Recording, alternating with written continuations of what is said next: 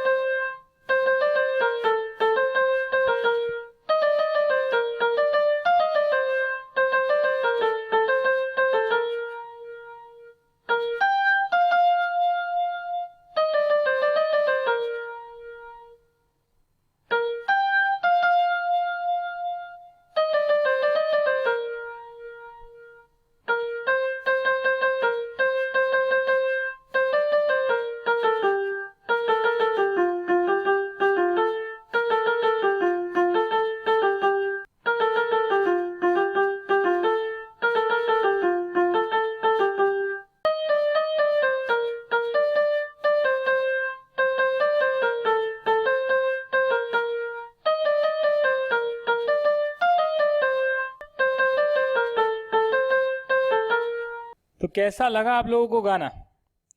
बुलावे तुझे यार आज मेरी गलियां, बसाऊं तेरे संग में अलग दुनिया। ये गाना मैंने इसलिए आपको बजाकर दिखाया है क्योंकि पियानो प्ले करना मेरी हॉबी है और इस हॉबी को एटलीस्ट आप कह सकते हैं मैंने 10 से 15 साल तक कंटिन्यू रखा है। ये जो मैंने पियानो लिया था ये करीब 3rd या 4th क्लास में मेरे दादाजी ने मुझे गिफ्ट किया था। मतलब फैमिली का एक ही पियानो, ऐसा नहीं है, सब लोग इसको ही यूज़ कर सकते हैं। बट क्योंकि उस टाइम मुझे शौक था पियानो बजाने का, तो तब से लेकर अभी तक ये पियानो मेरे साथ है। और सीए की पढ़ाई में मैं ये सारी हॉबी नहीं कर पाया, कॉलेज के टाइम में ये सब हॉबी नहीं कर पाया, क्योंकि एक ही लक्ष्य था कि आपको पढ़ाई करनी है, आपको सीए बनना है, आपको कामयाब इंसान बनना है, आपको काबिल बनना है, जॉब मिल जाए आसानी से, जो करना है लाइफ में कर पाओ। तो उस चक्कर में हॉबी को परस्यू नहीं कर पाया। और इसीलिए अभी मैंने जैसे ही देखा, रे मेरे पास तो कैसियो है, मेरे पास तो पियानो है, तो क्यों ना कुछ ट्यून बजाई जाए। डेफिनेटली मैं पहले नोट्स देख लेता हूँ कि नोट्स कैसे बजेंगे, उसके बाद एक बार पता लग जाते हैं हाँ ऐसे नोट्स हैं, तो उसके बाद मैं इसको प्ले कर सकता हूँ। कहने का मतलब यही है कि मेरी हॉबी है। और वैसे ही आप लोगों की भी हॉबी हो सकती है, बहुत सारी हॉबी हो सकती है। किसी को डांस पसंद है, म्यूजिक पसंद है, गाना पसंद है, या किसी को पेंटिंग, ड्राइंग, बहुत सारी चीज़ें हैं, बहुत सारी चीज़ें आप लोग कर सकते हैं। हो सकता है किसी को कुकिंग पसंद हो। तो चीज़ें बहुत सारी है और स्कोप हर चीज़ में है। आज आप यूट्यूब पे देखते हैं हर चीज़ के चैनल है, वो तो खैर एक पर्सपेक्टिव है। उसके बाद आप सेमिनार्स वगैरह ले सकते हो, क्लासेस कंडक्ट कर सकते हो, अगर सिखाना चाहते हो, कुछ भी सिखाना चाहते हो या परफॉर्म कर सकते हो। तो कहने का मतलब यही है कि जो भी आपकी हॉबी है उस हॉबी को आप लोग कंटिन्यू रखें, पढ़ाई के चक्कर में अपनी हॉबी को ना छोड़ें। हाँ, ये जरूर है कि आप पढ़ाई छोड़कर हॉबी में लग रहे हैं वो मत करें, क्योंकि अभी आपकी पढ़ने की उम्र है। हॉबी तो आप कभी भी कर सकते हैं। एक बार पढ़ाई की एज निकल गई तो उसके बाद फिर पढ़ना मुश्किल हो जाता है। तो अभी आप पढ़ाई में फोकस करें, बट थोड़ा सा टाइम, दिन में थोड़ा सा टाइम या फिर हफ्ते में थोड़ा सा टाइम अपनी हॉबी के लिए निकालें। डांस पसंद है तो डांस देख लें, कोई नई कोरियोग्राफी देख लें यूट्यूब पर, ट्राई कर लें। समझ रहे हैं आप? म्यूजिक है तो म्यूजिक के लिए भी हो सकता है, और हर चीज़ के लिए, हर चीज़ के लिए जो भी आपकी हॉबी है, अपनी हॉबी को कभी मत छोड़ना। हॉबी ही है, पैशन ही है जो आपको आगे लेकर जाएगा। पढ़ाई सिर्फ आपको बैकअप देती है कि आप एजुकेटेड हो, आप लोग कुछ काम करने लायक हो। तो अगर आप लोग अपने पैशन को परस्यू नहीं कर पाते तो कहीं ना कहीं जॉब मिल जाएगी, कहीं ना कहीं इनकम अर्निंग सोर्स आपके पास आ जाएगा। उसलिए पढ़ाई ज़रूरी है। तो यही मेरा कहना था, इस पर्टिकुलर बात से मैं यही कहना चाहता था। चलो एक मैं और सॉन्ग प्ले कर देता हूँ अभी। वैसे सॉन्ग नहीं है ये क्या है, ये तो आप सभी को पता होगा।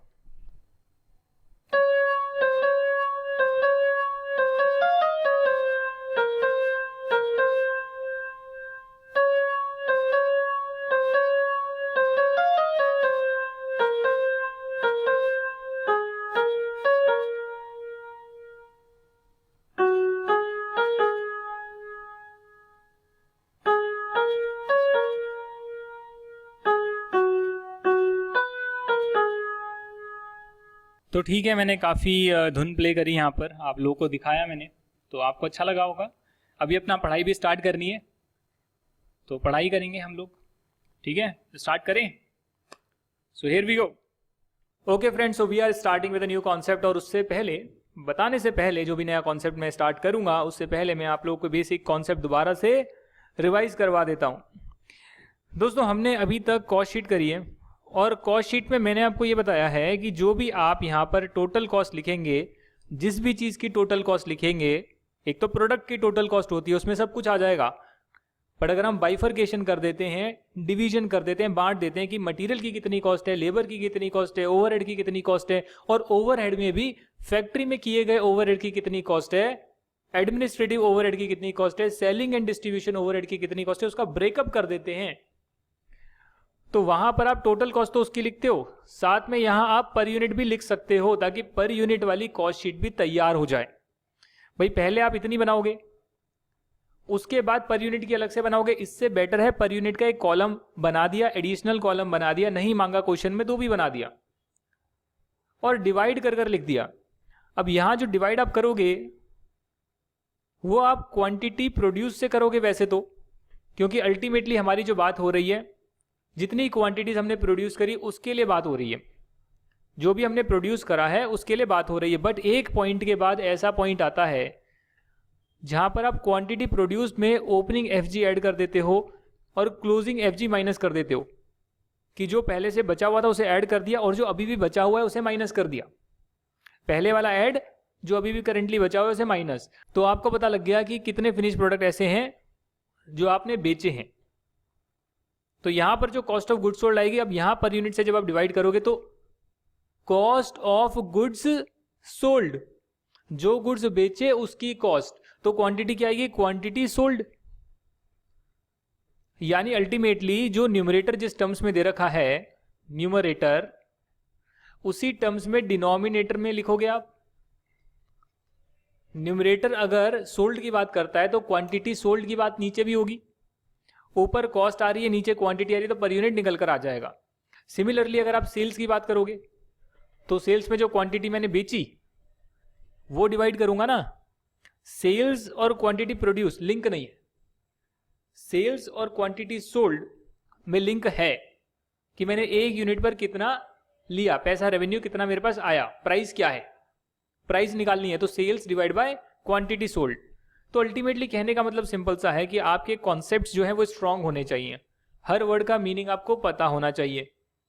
तो उसके बाद आप लोग मुश्किल से मुश्किल चीजें आप कर सकते हो। जैसे कि हमने देखा कि आपको रॉ मटेरियल कंज्यूम्ड नहीं गिवन है, तो पहली बात तो ये कि आपको ये समझना पड़ेगा कि हमें रॉ मटेरियल कंज्यूम्ड चाहिए, रॉ मटेरियल परचेज नहीं चाहिए, पहली बात। दूसरा, रॉ मटेरियल कंज्यूम्ड अगर मिसिंग है तो हम उसको निकाल लेंगे, या रॉ मटेरियल परचेज मिसिंग है तो उसको हम निकाल लेंगे। कैसे निकालेंगे, जितनी इंफॉर्मेशन गिवन है उससे जो आपस में लिंक बैठता है उसमें लिंकिंग कर कर निकाल देंगे।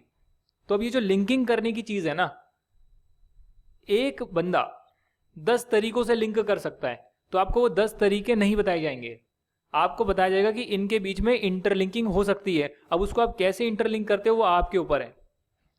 मैं तो आपके बुक के क्वेश्चंस करवा दूंगा, बट उसके अलावा कोई आ गया तो आपके कॉन्सेप्ट्स आपको काम आएंगे। समझ गए आप, आपके कॉन्सेप्ट्स ही आपको काम आएंगे। तो ठीक है, मैं अभी यहां पर इसको बंद कर देता हूं। तो ये मैंने आपके नोट्स ओपन कर लिए और आज हम लोग ये 2 पेज करेंगे, यानी कि मटेरियल कॉस्टिंग का इंट्रोडक्शन करेंगे। तो पहले मटेरियल कॉस्टिंग का इंट्रोडक्शन होगा, उसके बाद मटेरियल कॉस्टिंग में अलग अलग कॉन्सेप्ट हैं कि मटेरियल की कॉस्ट निकालनी है, मटेरियल किस टाइम परचेज करना चाहिए। समझ रहे हो आप, ऐसा तो है नहीं ना कि मैं मटेरियल कभी भी ऑर्डर प्लेस कर दूंगा, एक टाइम होगा ऑर्डर प्लेस करने का, एक रीऑर्डर लेवल होगा कि इस लेवल पर अगर मेरी इन्वेंट्री आ गई तो अब मैं ऑर्डर कर देता हूं, ताकि फ्यूचर में हो सकता है 7 दिन में मेरे पास ऑर्डर आए, तब तक मैं क्वांटिटी कंज्यूम करूंगा, फिर भी जीरो नहीं होगी। मुझे इंश्योर करना है कि मेरे फिनिश प्रोडक्ट बनाने के लिए जो मुझे रॉ मटेरियल चाहिए वो हमेशा मेरे पास अवेलेबल हो, टाइमली अवेलेबिलिटी हो, सही क्वालिटी की और सही प्राइस पर मैं उसको बाय करूं। तो हर चीज हम पढ़ेंगे मटेरियल कॉस्टिंग में, कि मटेरियल कॉस्टिंग में जिसको अच्छी नॉलेज है, तो जो स्टोर वाला डिपार्टमेंट होता है, पर्टिकुलरली स्टोर और प्रोडक्शन का डिपार्टमेंट और परचेज डिपार्टमेंट, ये तीनों डिपार्टमेंट आपस में इंटरलिंक्ड होते हैं। क्योंकि स्टोर वाला है उसको वो रखनी है सारी की सारी raw material, purchase department purchase करेगा रॉ मटेरियल, प्रोडक्शन वाला यूज करेगा रॉ मटेरियल, और अगर क्वालिटी एश्योरेंस का डिपार्टमेंट है तो वो क्वालिटी एश्योर करेगा, क्वालिटी कंट्रोल करेगा रॉ मटेरियल की, खराब क्वालिटी का रिटर्न कर देगा और अच्छी क्वालिटी का दोबारा मंगवाएगा, अच्छे वेंडर से मंगवाएगा। तो यानी कि जो प्रैक्टिकली लाइफ में चीज़ें होती है उसे हमें सोचने की कोशिश करनी चाहिए मेरे हिसाब से, ना कि ये देखना चाहिए अच्छा मटेरियल कॉस्टिंग में 2-4 फॉर्मूले करने हैं, अच्छा ऐसा क्वेश्चन आएगा ऐसा आंसर करना है। अरे नहीं, प्रैक्टिकल है यार। आप किसी फैक्ट्री की ऑडिट में जाओ, सारी चीज़ें प्रैक्टिकल है, समझ रहे हो आप। तो यहाँ पर मैं क्या करूँगा, टूल्स में जाऊँगा और टूल्स में जाने के बाद कमेंट्स पर क्लिक करूँगा ताकि मैं इसमें लिख पाऊँ। ये नोट्स आप क्या कर सकते हैं, आप इन नोट्स को डाउनलोड कर सकते हैं, डाउनलोड करने के बाद अपनी कॉपी में नोट डाउन कर सकते हैं और उसके बाद आप लेक्चर सुन सकते हैं। और अगर कोई एडिशनल बात आपको लगती है, क्योंकि मैं बहुत सारी चीज़ें एडिशनल आपको बताऊंगा नॉलेज पर्पस के लिए, आप अपनी कॉपी में नोट डाउन कर सकते हैं। समझ गए आप। पहले नोट डाउन कर लिया, लेक्चर के टाइम पे लिखने की जरूरत नहीं है, एडिशनल बातें पता लगी उसे लिख लिया और नेक्स्ट क्लास में आने से पहले एक बार रिवाइज कर लिया पुराना सारा। बस इतना ही काम करना है और कुछ नहीं करना है, बस इतना सा। 1 घंटे का लेक्चर नहीं होता, आधे घंटा रिवीजन में नहीं जाता और आधा घंटा मुश्किल से आपका नोट डाउन में नहीं जाता। 2 घंटे मैक्सिमम बता रहा हूँ, कम ही टाइम लगेगा, उससे ज़्यादा आपका दिन का नहीं लगेगा। अल्टरनेट डेज की बात कर रहा हूँ। हाँ, तो डेली का 1 घंटा हो गया। तो ठीक है, मैंने यहाँ पर ओपन कर लिया ये आपका मटीरियल कॉस्टिंग। और मटीरियल कॉस्टिंग का मतलब रॉ मटीरियल की कॉस्टिंग, रॉ मटीरियल की कॉस्टिंग। हालांकि जब हम परचेज करेंगे तो परचेज तो हम इनडायरेक्ट मटेरियल भी करेंगे, कीलें, फेविकॉल, छोटे मोटे जो मटेरियल लगते हैं जिसको हम ट्रेस डायरेक्टली नहीं कर सकते। हो सकता है कि आपको कीलें दिख जाएं, बट उस कील की कितनी कॉस्ट लगी होगी पता नहीं। बल्क में मंगाई थी, सारे फिनिश प्रोडक्ट में बनाने के लिए थोड़ी बहुत हमने लगा दी। हालांकि जो वुड है, जो मेन कंटेंट है उसका, वो हमें दिखता है। अगर चेयर की बात कर रहा हूं मैं, अगर वुड की चेयर है तो वुड तो हमें दिखता है, पर कीलें, फेविकॉल वगैरह नहीं दिखता। पर लगा तो है, कई बार दिखता भी है, पर उसकी कॉस्ट नहीं निकाल सकते। कॉस्ट निकालने जाएंगे, जितना निकालने में खर्चा लगेगा उससे कम में तो हमने कीलें वगैरह खरीदी थी, फीसेबल नहीं है। तो अभी हम बात कर रहे हैं रॉ मटेरियल की। हालांकि जब ऑर्डर प्लेस करेंगे तो सारा मटेरियल ही मंगाएंगे, जो भी स्टोर्स, कंजम्पशन वगैरह जो भी चीज़ें हैं, इनडायरेक्ट मटेरियल है वो भी मंगाएंगे। पर अभी जो हमारा मटेरियल कॉस्टिंग है वो डायरेक्ट मटेरियल पर फोकस करता है, क्योंकि फिनिश प्रोडक्ट में हमें डायरेक्ट मटेरियल दिखता है, डायरेक्टली जो रिलेटेड है फिनिश प्रोडक्ट बनाने के लिए। तो ये देखिए आप, रॉ मटेरियल, डायरेक्ट मटेरियल, ये सिग्निफिकेंट पार्ट होता है for manufacturing of finish goods, therefore requires adequate management और अटेंशन। ठीक है, देयरफॉर रिक्वायर्स एडिक्वेट मैनेजमेंट, इसकी मैनेजमेंट प्रॉपर होनी चाहिए और मैनेजमेंट की अटेंशन भी चाहिए। मैंने इस वर्ड को आर्टिकुलेट कर दिया, वैसे यहां पे लिखा हुआ था मैनेजमेंट की अटेंशन चाहिए, बट मैंने कहा रॉ मटेरियल की मैनेजमेंट भी चाहिए और मैनेजमेंट की अटेंशन भी चाहिए, क्योंकि मोटा मोटी जो फिनिश प्रोडक्ट में दिखता है वो रॉ मटेरियल दिखता है और उसकी एडिक्वेट मैनेजमेंट होनी चाहिए। और मैनेजर्स के लिए बहुत इंपॉर्टेंट पार्ट है कि अगर हम इसकी कॉस्ट रिड्यूस कर पाएंगे तो हम फिनिश प्रोडक्ट की कॉस्ट अच्छी खासी रिड्यूस कर सकते हैं। Cost control starts from here. You have to apply 3 E's principles. अब याद नहीं करने, समझने के लिए देख लो यार, 3 E's प्रिंसिपल लिखे हुए हैं यहाँ पे। क्या क्या कहते हैं वो, कि हमें इंश्योर करना है इकोनॉमी इन प्रोक्योरमेंट। प्रोक्योरमेंट का मतलब सामान खरीदना, तो सामान खरीदने में इकोनॉमी, जैसे कि इकोनॉमी क्लास होती है, ट्रेन में होती है, फ्लाइट में होती है economy class, business class. Economy class यानी कि चीप रेट, यानी कि लो प्राइसेस। हमें इंश्योर करना है कि हम लो प्राइसेस पर रॉ मटेरियल को प्रोक्योर करें, खरीदें। Efficiency in handling and processing the material. अब मटेरियल को बार बार मूव करोगे तो उसकी क्वालिटी खराब हो सकती है। मटेरियल, कई ऐसे मटेरियल होते हैं जितनी बार आप उसे कंटेनर से शिफ्ट करोगे कुछ इवेपोरेट हो जाएगा, उड़ जाएगा। ऐसी ऐसी चीजें होती हैं, ऐसे मटेरियल्स होते हैं। आप उसे पैक्ड फॉर्म में रखोगे, खोलोगे तो वो उड़ जाएगा, कम हो जाएगी क्वांटिटी। तो एफिशिएंसी हमें इंश्योर करनी है उसकी हैंडलिंग में। जब प्रोसेसिंग में जाएंगे तो भी वेस्टेज ना हो, समझ रहे हो आप, वेस्टेज ना हो, ये सब हमें इंश्योर करना है। क्यों करना है? ये 3 चीज करने से हम अच्छा खासा कंट्रोल रख सकते हैं। इकोनॉमी मेंटेन करने से खरीदने के टाइम, एफिशिएंसी मेंटेन कर सकते हैं हम हैंडलिंग और प्रोसेसिंग के टाइम, और इफेक्टिवनेस रख सकते हैं in producing the desired output. Effectiveness, effectiveness का मतलब क्या है कि सही टाइम पर सही प्रोडक्ट को बना ले, इफेक्टिवली बना ले, जो चीज बनानी है वो बना ले। ये ना हो कि मटेरियल लगाया कम क्वालिटी का और गलत प्रोडक्ट बनाकर हमने निकाल दिया, गलत ही प्रोडक्ट हमने बना दिया, वो नहीं होना चाहिए। जो डिजायर्ड प्रोडक्ट है, डिजायर्ड आउटपुट है, उसके लिए जो डिजायर्ड इनपुट चाहिए, रॉ मटेरियल चाहिए, वो हमें खरीदना चाहिए। हमें इंश्योर करना चाहिए कि हम इफेक्टिवनेस रखें। एफिशिएंसी का मतलब कुछ और है। एफिशिएंसी होता है कि आप मिनिमम टाइम में करें, मिनिमम रिसोर्स कंजम्पशन में आप आउटपुट दें। इफेक्टिवनेस का मतलब बहुत सिंपल सा है कि जो चाहिए वो सही टाइम पर हम कर दें, जो डिजायर्ड आउटपुट चाहिए वो हम बना लें रॉ मटेरियल से। तो इकोनॉमी, एफिशिएंसी एंड इफेक्टिवनेस, ये 3 प्रिंसिपल्स हैं कॉस्ट कंट्रोल के। वाई दीज आर रिक्वायर्ड, ये सबसे बड़ा सवाल है। हाँ, ये आपको याद करना चाहिए जो मैं आप बताने वाला हूं, ये आपको समझना भी चाहिए कि वाई दीज आर रिक्वायर्ड, क्यों चाहिए भाई हमें। ये इसलिए चाहिए क्योंकि quality and prices of finish goods directly depends on the raw material.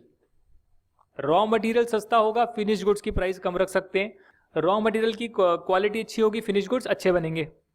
तो रॉ मटेरियल की जो क्वालिटी है, प्राइस है, उससे हमारा फिनिश गुड्स डायरेक्टली रिलेटेड है। Also production continuity depends on availability of raw materials. सही बात है। आप प्रोडक्शन को कंटिन्यू तभी रख सकते हो जब जिस टाइम आपको प्रोडक्शन के लिए सामान चाहिए उस टाइम अवेलेबल हो। आज आपके पास ऑर्डर आ गया, रॉ मटेरियल नहीं है ऑर्डर फुलफिल करने के लिए। अब रॉ मटेरियल ऑर्डर करोगे, सब कुछ इवैल्यूएट करोगे, मंगवाओगे, फिर बनाओगे, और जितना टाइम लगेगा तो सामने वाली पार्टी कह रही है इतने टाइम के लिए हम रुक नहीं सकते, हमें तो अभी चाहिए। Therefore you need to ensure कि आपके पास ऐसे अगर ऑर्डर आ सकते हैं उसके लिए थोड़ा सा बफर आपने स्टॉक रखा हुआ है, बफर रॉ मटेरियल रखा हुआ है। आपको अपना एनालाइज करना पड़ेगा, अपना मैनेजमेंट को, कि आपका जो इंडस्ट्री है उसमें कितना मटेरियल आपको एकदम से चाहिए हो सकता है। सीजनल नेचर तो नहीं है कि एक पर्टिकुलर सीजन में ज़्यादा डिमांड आती है तो पहले से रॉ मटेरियल मंगवा के रख लो। तो ये सारी चीज़ें हैं। प्रोडक्शन कंटिन्यूटी डिपेंड करती है रॉ मटेरियल पर, इसीलिए रॉ मटेरियल की मैनेजमेंट बहुत ज़रूरी है। मैनेजमेंट की अटेंशन इसीलिए बहुत ज़रूरी है रॉ मटेरियल के ऊपर, ताकि बेस्ट फिनिश प्रोडक्ट बनाने के लिए हम कोशिश कर पाएँ। मटेरियल प्रोक्योरमेंट का प्रोसीजर आज मैं आपको करवाने वाला हूँ, और उसके बाद हम अपनी क्लास को कंप्लीट कर देंगे, उससे ज़्यादा हम नहीं पढ़ेंगे। ये समझ में आ गया कि मटेरियल प्रोक्योर कैसे करते हैं, खरीदते कैसे हैं, पूरा चेन कैसे चलता है, कंपनी में कैसे काम होता है, वो हम समझ जाएंगे। तो बस, उससे ज़्यादा हमें और नहीं करना। फिर हम नेक्स्ट क्लास में आपके जो कॉन्सेप्ट्स हैं वो स्टार्ट कर देंगे, जो आपके न्यूमेरिकल क्वेश्चन हैं वो स्टार्ट कर देंगे। थ्योरी बस इतना ही है, बेसिक इंट्रोडक्शन। तो मटेरियल अगर प्रोक्योर करना है, डेफिनेटली डायरेक्ट मटेरियल प्रोक्योर करना हो या इनडायरेक्ट, प्रोसीजर तो सेम ही रहेगा। इसके लिए मैंने यहाँ पे लिख दिया डायरेक्ट मटेरियल का प्रोसीजर, यहाँ लिखूंगा इनडायरेक्ट मटेरियल का आपको ओवरहेड में प्रोसीजर बताऊंगा। डबल मेहनत, दोनों के लिए प्रोसीजर तो सेम ही है। खरीदना है तो ऐसे ही खरीदा जाएगा। क्या क्या होगा देखते हैं पहले। Engineering planning department, engineering planning department provide करता है specifications of all materials required in producing a finish good. तो आपका कौन है, इंजीनियरिंग डिपार्टमेंट क्यों आ गया सर बीच में यहाँ पे? इंजीनियर्स की जरूरत क्या पड़ी? क्योंकि इंजीनियर्स ये हैं जो बताएंगे कि केमिकल की क्वांटिटी इतने रेशो में जानी चाहिए। इस रेशो में अगर, अब आप इमेजिन कर रहे हैं, आप तो ऐसे प्रोडक्ट को इमेजिन कर रहे हैं जहाँ पर इंजीनियर्स की रिक्वायरमेंट ना हो, बट फैक्ट्री में तो इतनी सारी मशीनें लगी हुई है, इंजीनियर्स की तो रिक्वायरमेंट रहती है वहाँ पे। समझ रहे हो आप? इंजीनियर्स तो बहुत सारे रहते हैं वहाँ पे, क्योंकि उन्हें मशीन की क्वालिटी भी मेंटेन रखनी है, मशीन की मेंटेनेंस वगैरह कैसे होगी वो भी उन्हें पता करना है, और साथ में उन्हें ये भी इंश्योर करना है कि जो भी हम फिनिश गुड्स बना रहे हैं उसके लिए ऑप्टिमम कितना हमें रॉ मटेरियल देना पड़ेगा, कितना प्रोसेस के बीच में उड़ जाएगा या खत्म हो जाएगा या लॉस हो जाएगा। तो वो सारी एनालिसिस करते हैं। वो एनालिसिस ये भी करते हैं कि हम क्या करें, क्या प्रोडक्ट में हल्का सा ऐड करें या हटाएं जिससे हमारा प्रोडक्ट और बढ़िया बन जाए या मैन्युफैक्चरिंग प्रोसेस और स्मूथ हो जाए। तो वो सारा डिपार्टमेंट रिसर्च करते रहता है। इसी के लिए जो डिपार्टमेंट है इंजीनियरिंग डिपार्टमेंट या प्लानिंग डिपार्टमेंट, ये प्रोवाइड करता है स्पेसिफिकेशंस कि फिनिश प्रोडक्ट बनाने के लिए ये सारी चीज़ें मेरे को चाहिए और इस पर्टिकुलर क्वालिटी की स्पेसिफिकेशन की मुझे चीज़ चाहिए। जैसे कि आप सोच सकते हैं कि अगर आप प्लम्बर को बुलाते हैं घर पे, वो कहता है कि 3 mm की पाइप चाहिए, मैंने कुछ भी एग्जांपल ले लिया, मुझे नहीं पता पाइप होगा, बट 3 mm की पाइप चाहिए, तो वो स्पेसिफिकेशन है कि ये वाली पाइप आपके यहाँ पर लगेगी। अगर लेट्स से कि कीलें वगैरह भी चाहिए होती है तो उसका भी साइज होता है, बड़ा छोटा। ट्यूबलाइट चाहिए, या फिर आपको जो चाहिए एमसीबी वगैरह चाहिए, या फिर आपको स्विच चाहिए, स्विच। तो स्विच भी बहुत अलग अलग टाइप के आते हैं, बहुत सारी चीज़ें हैं। आपका वो जो आप जिस पर्टिकुलर चीज़ की बात कर रहे हैं उसको स्पेसिफिकेशन बोलते हैं। तो ये कौन डिसाइड करेगा कि इस फिनिश प्रोडक्ट के लिए हमें कौन सी स्पेसिफिकेशन का रॉ मटेरियल चाहिए, और एक रॉ मटेरियल नहीं है। और इस बात का आप ध्यान रखना कि रॉ मटेरियल कई हो सकते हैं, ज़रूरी नहीं है कि आप एक रॉ मटेरियल डालें और उससे एक फिनिश गुड्स बनाएं। एक रॉ मटेरियल से एक फिनिश गुड बनेगा ज़रूरी नहीं है, एक से कई बन सकते हैं, और कई रॉ मटेरियल से कई रॉ मटेरियल लगाकर एक फिनिश गुड बन सकता है, कुछ भी हो सकता है। मैं मेन मटेरियल की बात कर रहा हूँ, कई सारे मटेरियल लगकर भी एक बन सकता है, डिपेंडिंग हो ना बना क्या रहे हो।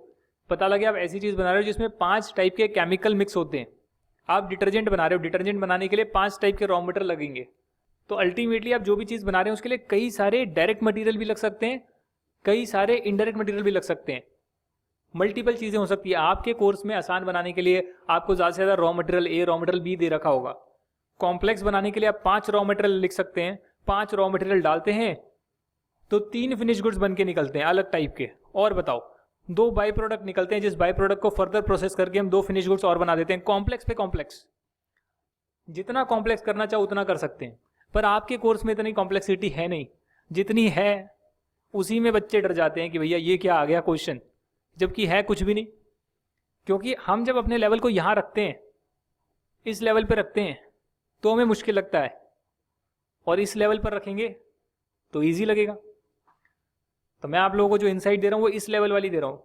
प्रैक्टिकली जो होता है, जो प्रैक्टिकली करते हैं काम, तो वहां पर आपका जो इंजीनियरिंग प्लानिंग डिपार्टमेंट है वो स्पेसिफिकेशन आपको प्रोवाइड करेगा।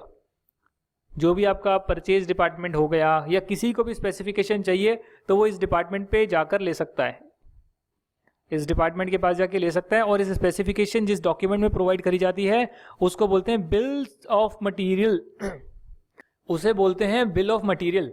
क्यों बोलते हैं मालूम नहीं, क्योंकि बिल का तो कोई काम नहीं है, इसमें कोई बिल विल नहीं होता, पर बिल ऑफ मटीरियल बोलते हैं। और हमारे जब इंडस्ट्री में ऑडिट करने जाते हो तो बॉम्ब बोलते हैं। अच्छा बॉम्ब कहाँ पर है?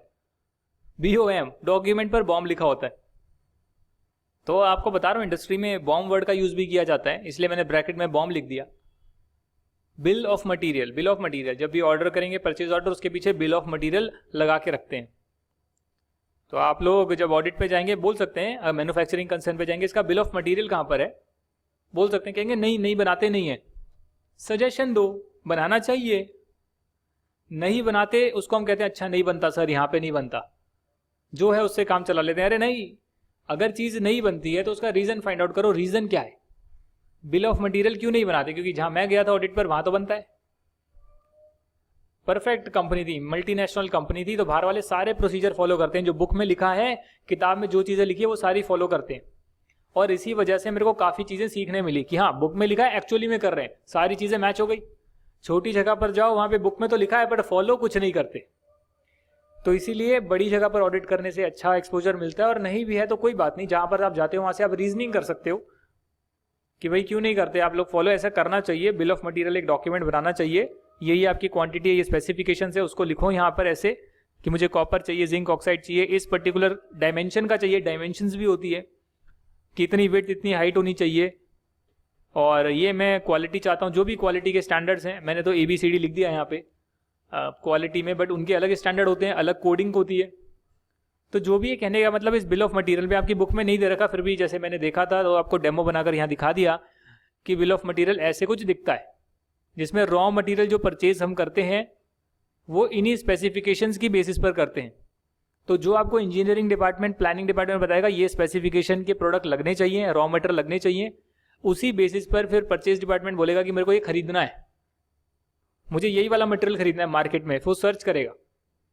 और अगर आपके इंजीनियरिंग डिपार्टमेंट फाइंड आउट कर लेते हैं यार ये तो एक और मेरे को मटेरियल पता लग गया जो इसका सब्स्टिट्यूट है और रेट इसकी आधी है, तो वो सजेशन देगा, तभी इसका नाम इंजीनियरिंग और प्लानिंग डिपार्टमेंट है।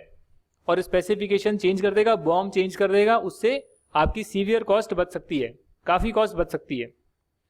तो यहाँ आप देख सकते हैं रॉ मटेरियल जो हम परचेज करते हैं ये स्पेसिफिकेशंस के बेसिस पर करते हैं, और मटेरियल रिक्विजिशन स्लिप जो है वो भी बॉम्ब के बेसिस पर बनती है। अब ये क्या होती है आपको बताऊंगा आगे,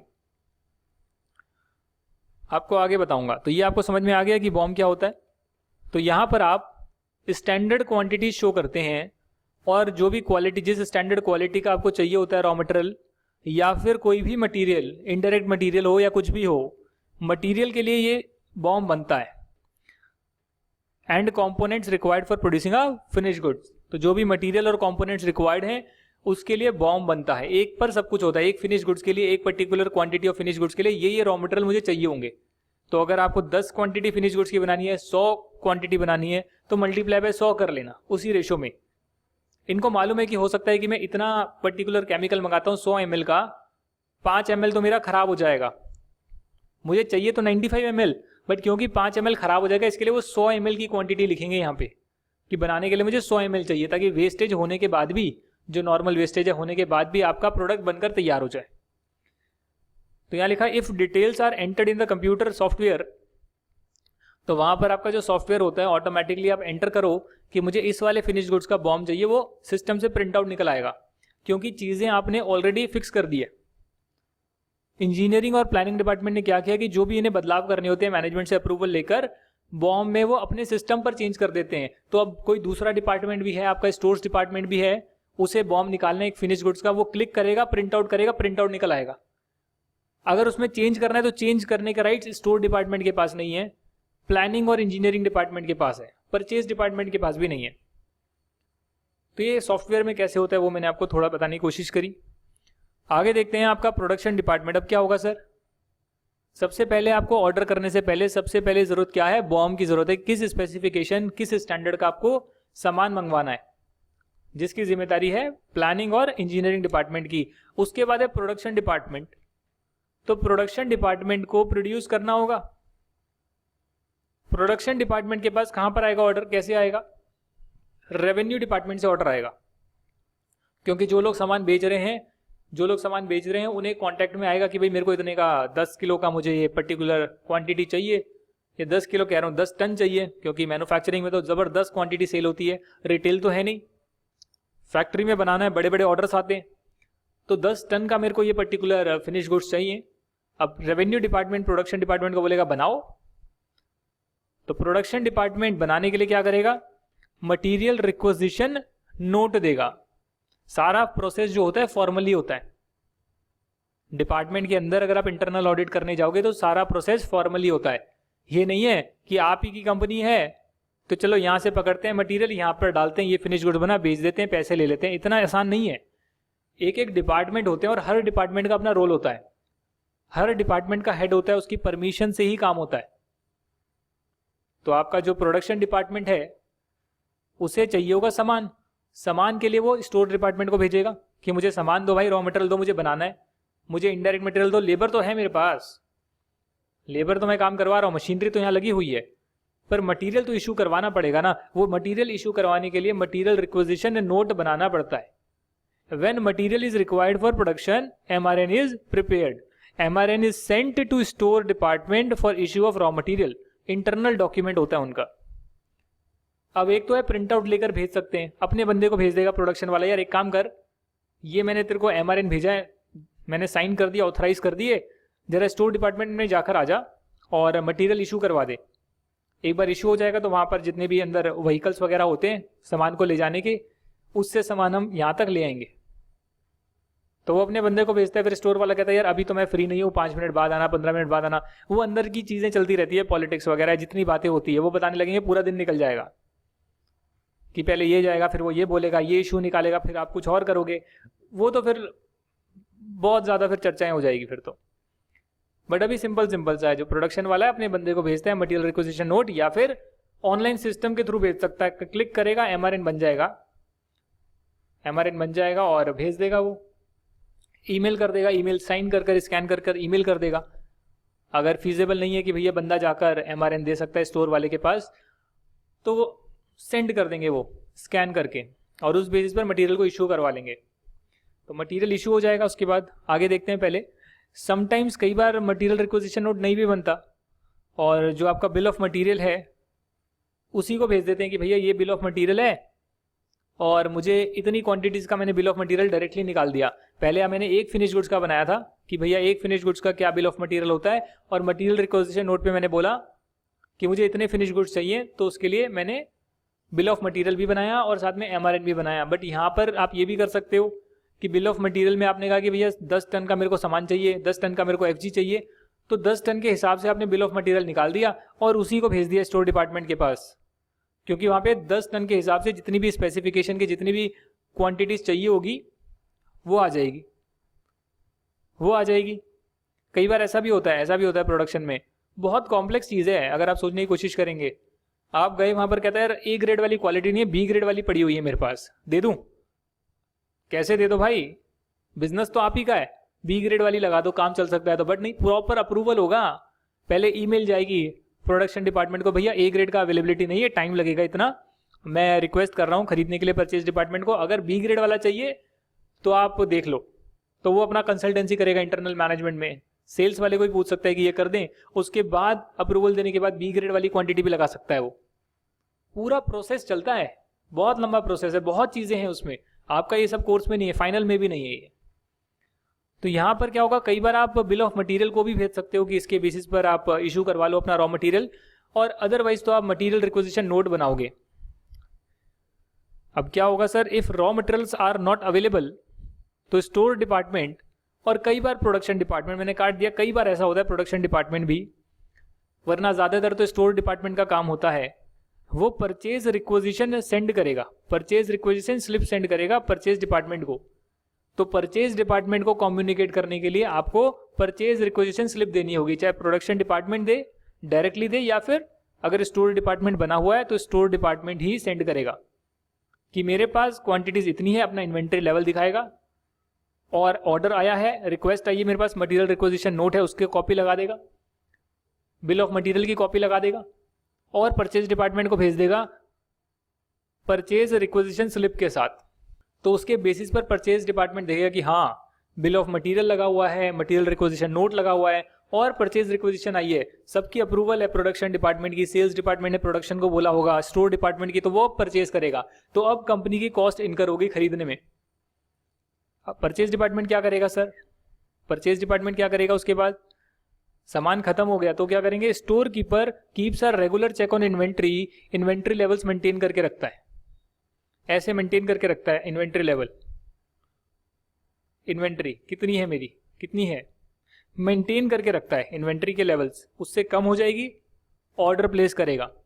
क्योंकि दो चीज़ें हो सकती है, एक तो आपके पास स्पेशल ऑर्डर आ रहा है, आप लोग वो बनाते नहीं हो बट कभी कभी बनाते हो, रिक्वेस्ट पे बनाते हो, तो उसकी क्वांटिटी आपके पास नहीं होगी, वो फिर आप ऑर्डर करके मंगाओगे।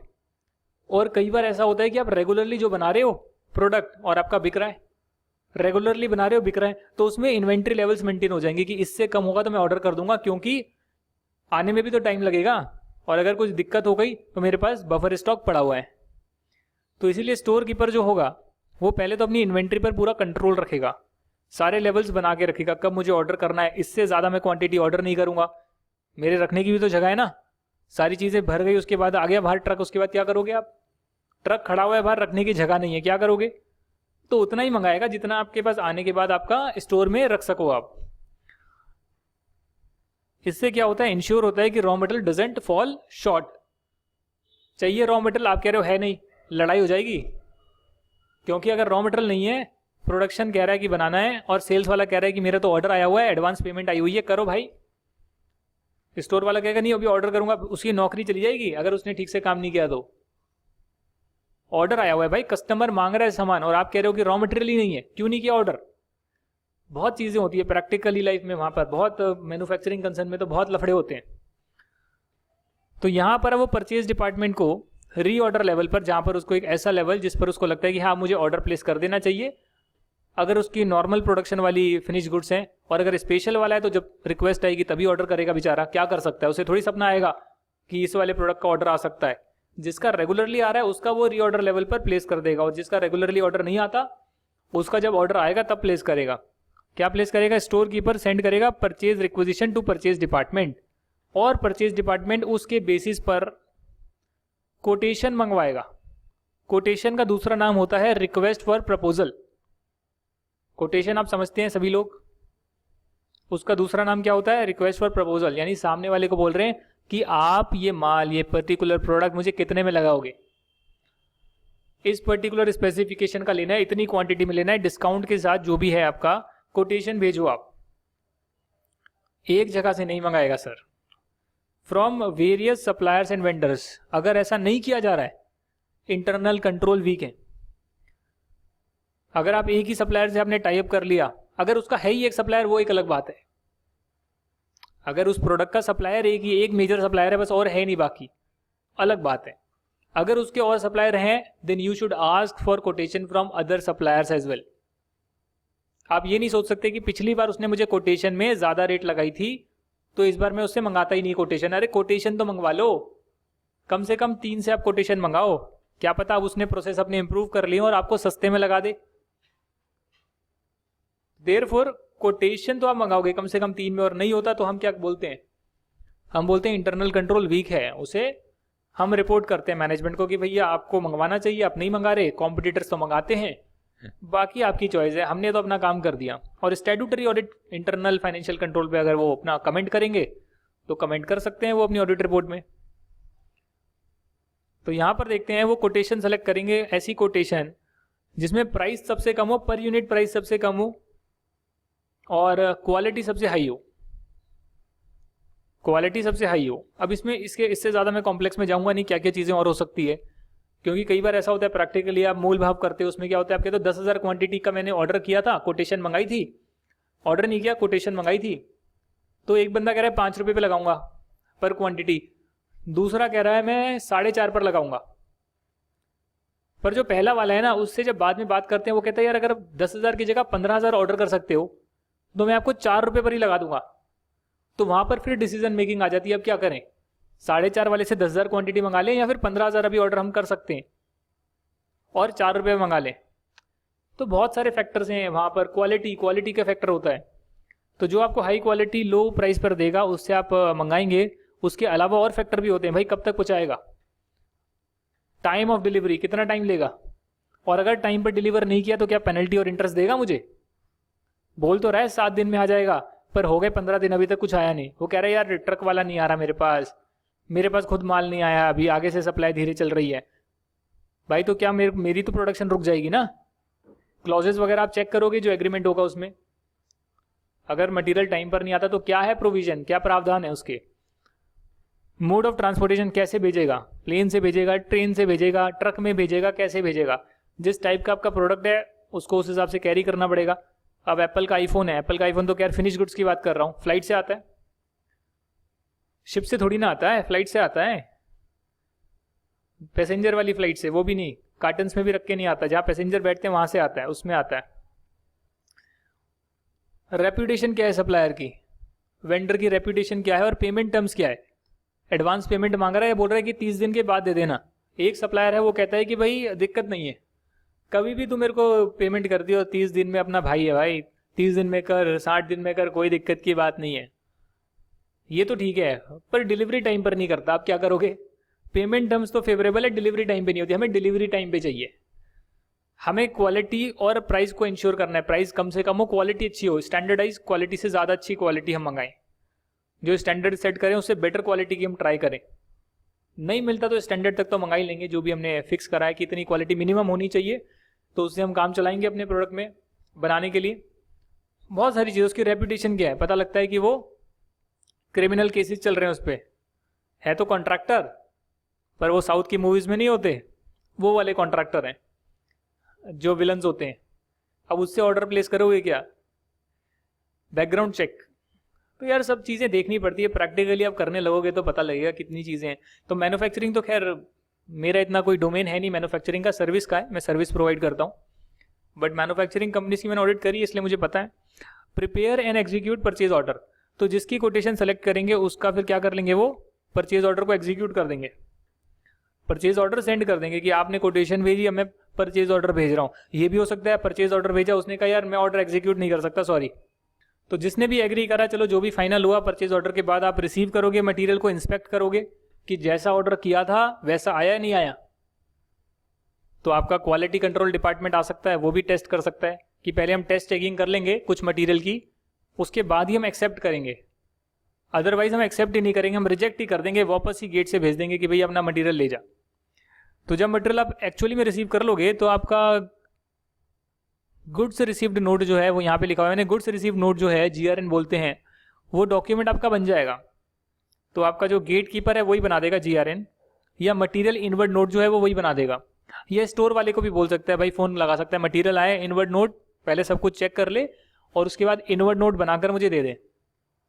तो इनवर्ड नोट है, गुड्स रिसीव नोट है, तो गेट पर एंट्री होगी रजिस्टर पर और MRN बनेगा और GRN बनेगा डॉक्यूमेंट, जो स्टोर कीपर भी बना सकता है। जो भी मटेरियल को रिसीव कर रहा है वो बनाएगा, सीधी सीधी बात है।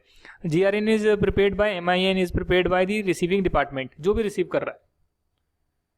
If defective material is found, अब डिफेक्टिव आ गया मटेरियल, क्या करोगे आप? एक कार्टन ऐसा आया जिसमें सारा का सारा माल खराब था,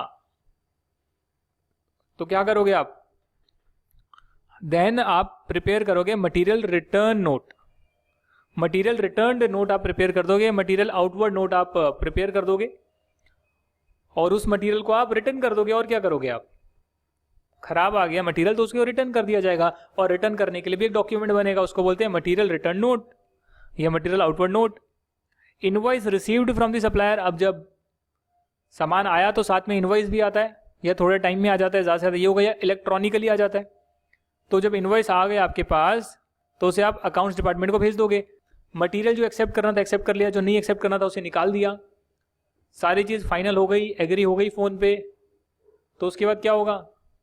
उसके बाद जो करेक्ट इनवॉइस उसका आएगा, रिटर्न वाली को हटाकर अगर ऑन द स्पॉट रिटर्न किया, बाद में रिटर्न किया तो पहले तो इनवॉइस आ गया होगा, फिर उसके पास वो क्या भेजेगा? फिर हमें वो में क्या भेजेगा? क्रेडिट नोट भेज देगा वो हमें, और हम उसे डेबिट नोट भेज देंगे। अगर ऐसा हो गया, पहले पूरा का पूरा मटेरियल एक्सेप्ट कर लिया, बाद में हम रिटर्न करते हैं, बट अगर ऑन द स्पॉट रिटर्न किया तो हो सकता है कि वो इनवॉइस को पहले भेज दिया तो उसको करेक्ट इनवॉइस भेज देगा हमें। अदरवाइज अगर इनवॉइस अभी नहीं भेजा है, बाद में भेजेगा इनवॉइस थोड़े टाइम में, 1-2 दिन में, तो करेक्ट इनवॉइस हमें डायरेक्टली भेज देगा। तो इनवॉइस आ जाएगा जो भी है वो अकाउंट्स डिपार्टमेंट को चले जाएगा। अगर पहले इनवॉइस अकाउंट डिपार्टमेंट को जा चुका है और फिर रिटर्न करते हो तो फिर उसकी एंट्री तो हो चुकी है, फिर हम डेबिट नोट क्रेडिट नोट की एंट्री करेंगे, यानी पार्टी को कम पेमेंट करेंगे और जो मटेरियल जले गया है उसको हम हटा देंगे। तो ऐसा आपका पूरा का पूरा प्रोसीजर चलता है। मटेरियल प्रोक्योरमेंट जो प्रोसीजर है, आपके जो सारे डिपार्टमेंट है आपस में ऐसे इंटर लिंक्ड है। अगर आप ऑडिट पे जाओगे तो हर डिपार्टमेंट में विजिट करना, जो भी उनका हेड है डिपार्टमेंट का, उनसे कुछ सवाल पूछना कि आपका प्रोसीजर क्या है हमें बताओ। तो उन्हें बोलो कि हमें आपके प्रोसीजर का, आपके प्रोसेस का हमें वॉक थ्रू करना है। तो वॉक थ्रू में आप पहले देखोगे कि उनके क्या क्या प्रोसेस हैं, प्रॉपर एक एक चेकलिस्ट बनाओगे आप डॉक्यूमेंट में, और फिर आप चेक करोगे किसी भी एक पर्टिकुलर डॉक्यूमेंट, एक भी पर्टिकुलर इनवॉइस पर आप चेक कर लोगे, परचेज से लेकर एंड तक सब कुछ चेक करोगे, सेल्स का भी, परचेज का भी, प्रोडक्शन सबका। तो वो सब आप कर सकते हो, उनके प्रोसेस वगैरह आप टेस्ट कर सकते हो, उनका प्रोसेस आप लिख सकते हो। और अगर आप प्रोसेस लिख लोगे तो आपको एक तरह से उनका प्रोसेस लिख लोगे तो आपको पता लगेगा अच्छा यहाँ इस कंपनी में ये कंट्रोल लगे हुए हैं, दूसरी कंपनी में नहीं लगे हुए। उनको वही एडवाइस दे दो, भैया इस कंपनी में लगे थे आप भी लगा लो। उन्हें बताओ मत कि कंपनी में लगे थे किसी में। आपको तो नॉलेज है ना कि इस कंपनी में प्रोसीजर फॉलो होता है, दूसरी में भी करेंगे तो बेटर रहेगा। तो उसको आप एडवाइस दो, एडवाइस देने के बाद पैसे ले लो, और क्या। यही चीज़ें होती है यार, और क्या है प्रैक्टिकली। बाकी तो हम नेक्स्ट क्लास में आपका चैप्टर स्टार्ट कर देंगे जो मेन है। अभी तो इंट्रोडक्शन किया है मटेरियल कॉस्टिंग का। इंजॉय करो, लिखो, ज़्यादा सोचो, जितना सोच सकते हो सोचो, और प्रैक्टिकल रहो। प्रैक्टिकल की एक्चुअली में क्या होता है, क्वेश्चन तो बहुत 1% 2% आता है, छोटी मोटी चीज़ें पूछ लेता है। कॉस्ट ऑफ गुड्स सोल्ड बता दो, अरे ये थोड़ी ना है पूछने वाली चीज़ें। Cost of goods sold, cost of goods sold जब निकालते हैं दिमाग खराब हो गया। ऐसी कंपनी की ऑडिट करें, कॉस्ट ऑफ गुड्स सोल्ड, वो बैलेंसिंग फिगर निकालनी पड़ रही है। इतने सारे मटेरियल, इतने टाइप्स के फिनिश गुड्स, इतनी सारी चीज़ें कि आप 1 to 1 कोरिलेट ही नहीं कर सकते हो। कैसे प्रोसीजर चल रहा है, सिस्टम कैसे एंट्री मार रहा है, सिस्टम कैसे एंट्रियाँ मार रहा है, सिस्टम में ऑटोमेटिक सिस्टम कर रहा है कि जब मटेरियल निकलेगा तो इतनी क्वांटिटी ऐसे निकल रही है, यहाँ पर जा रही है, और कॉस्ट इनकर हो रही है। बहुत मुश्किल है चीज़ें प्रैक्टिकल लाइफ में, अनलेस एंड अनटिल एक स्मॉल छोटा मोटा प्रोसेस हो। बड़े मैन्युफैक्चरिंग प्रोसेस में तो चीज़ें कॉम्प्लेक्स होती है। तो ठीक है, इसी के साथ हम आज की क्लास कंप्लीट करते हैं। नेक्स्ट क्लास में हम मटेरियल कॉस्टिंग फॉर्मली आपका स्टार्ट कर देंगे। बुक के जो न्यूमेरिकल हैं वो भी करेंगे, कॉन्सेप्ट भी करवाऊंगा सब कुछ। और ऐसे ही बस मज़े लेते रहो, एंजॉय करते रहो लाइफ को, अपनी हॉबी को परस्यू करो। और बस यही था यार। थैंक यू सो मच, मिलते हैं अगली क्लास में एक नए टॉपिक के साथ। Thank you so much, bye bye.